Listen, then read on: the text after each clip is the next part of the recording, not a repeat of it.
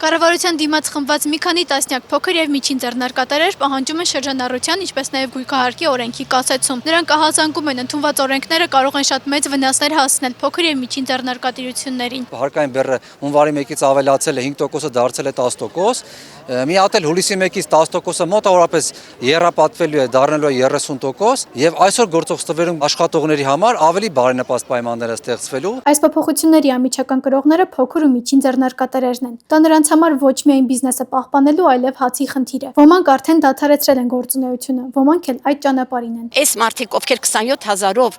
գոյատևում են, աշխատում են, դուք պատկերացնում եք ինչ են անում, վճարում են տեղի հարկ, վճարում են հաշվապաների ծառայություն, վճարում են բանակի համար, վճարում են թոշակի ֆոնդ։ Մնացածն էլ արդեն այնտեղ տոկոսները իրենց արած առևտուրից։ 27000 դրամով գոյություն չի ունենա բիզնես։ Դա կոչվում է, ինչի խուսափում ամեն ինչ նշել իրենց անուններով։ Դա ինքնազբաղվածություն է, հարգելիներս, դա բիզնես չի։ Գյումրիից են ձնին բքին մարդիկ կան, հելել են իրանց գործը թողել են եկել են։ Այստեղ ամենալուրջ խնդիրը այն է, որ երկխոսություն չկա։